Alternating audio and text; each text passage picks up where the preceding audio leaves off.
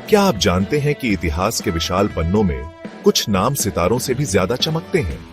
मोहम्मद बिन कासिम एक युवा योद्धा, जिन्होंने अपनी बहादुरी, महत्वाकांक्षा और रणनीतिक प्रतिभा से समय के इतिहास में अपना नाम अमर कर दिया।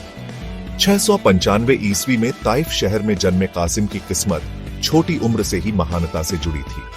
उमैयद खिलाफत के केंद्र में पले बढ़े वे विजयों और बढ़ते इस्लामी साम्राज्य की कहानियों से घिरे हुए थे। एक बच्चे के रूप में भी कासिम ने असाधारण सैन्य कौशल दिखाया। उन्होंने तलवारबाजी, घुड़सवारी और युद्ध कला में महारत हासिल की और तेजी से रैंकों में आगे बढ़े।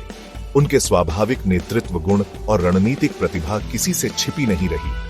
उनके चाचा हज्जाज बिन यूसुफ, इराक के शक्तिशाली गवर्नर, ने उनकी क्षमता को पहचाना और उन्हें अपने संरक्षण में ले लिया। उनके कौशल को और निखारा और आगे आने वाली चुनौतियों के लिए तैयार किया। साल था 711 ईस्वी। भारतीय उपमहाद्वीप अपने समृद्ध राज्यों और विविध संस्कृतियों के साथ बुला रहा था, जब सिंध के राजा दाहिर ने उमैयद खिलाफत की ताकत को चुनौती देने की हिम्मत की, तो युवा कासिम को ही इस्लामी सेना का नेतृत्व करने की जिम्मेदारी सौंपी गई। 17 साल की छोटी सी उम्र में कासिम ने एक ऐसे सफर की शुरुआत की जो इतिहास का रुख बदल देगा।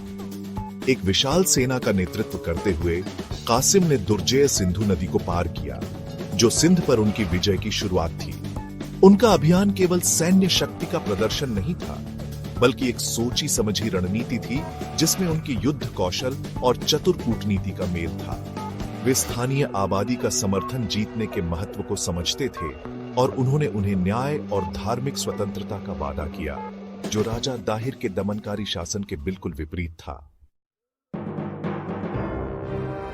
कासिम का अभियान निर्णायक जीत की एक श्रृंखला थी। उनका पहला बड़ा मुकाबला देवल के युद्ध में हुआ। कासिम की रणनीतिक प्रतिभा ने उन्हें मात दे दी। देवल गिर गया, जो उनके अभियान की पहली महत्वपूर्ण जीत थी। देवल से कासिम आगे बढ़े। हर जीत के साथ कासिम की प्रतिष्ठा बढ़ती गई। उन्होंने विजित लोगों के रीति रिवाजों का सम्मान किया। असली जीत लोगों के दिल और दिमाग को जीतने में है। उन्होंने धार्मिक सहिष्णुता की नीति अपनाई। कासिम का शासन प्रशासनिक सुधारों से चिह्नित था। उन्होंने निष्पक्ष कर प्रणाली स्थापित की। उन्होंने शिक्षा के महत्व को पहचाना। उनका शासनकाल शांति और समृद्धि का स्वर्ण युग था। अपनी जीत और जो विरासत वे बना रहे थे, उसके बावजूद कासिम का जीवन दुखद रूप से छोटा हो गया। दूर दमिश्क की राजधानी में दरबारी साजिशों और राजनीतिक चालों ने उनके पतन का कारण बना। उनके खिलाफ झूठे आरोप लगाए गए और खलीफा ने उनके प्रतिद्वंद्वियों से प्रभावित होकर उन्हें फांसी देने का आदेश दिया। 715 ईस्वी में 20 साल की छोटी सी उम्र में सिंध के विजेता मोहम्मद बिन कासिम का असामयिक निधन हो गया। उसी साम्राज्य द्वारा धोखा दिया गया जिसकी उन्होंने इतनी बहादुरी से सेवा की थी। हालांकि उनका जीवन छोटा था, इतिहास पर मोहम्मद बिन कासिम का प्रभाव गहरा था।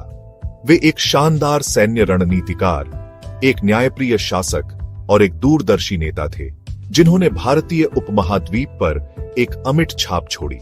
सिंध की उनकी विजय ने इस क्षेत्र में इस्लाम के प्रसार का मार्ग प्रशस्त किया और उनके प्रशासनिक सुधारों ने सदियों के मुस्लिम शासन की नींव रखी।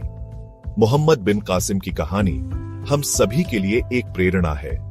वह हमें साहस, दृढ़ संकल्प और नेतृत्व का महत्व सिखाते हैं। वह हमें याद दिलाते हैं कि महानता हासिल करने में उम्र कोई बाधा नहीं है और असली जीत सिर्फ जमीन जीतने में नहीं, बल्कि दिल जीतने में है।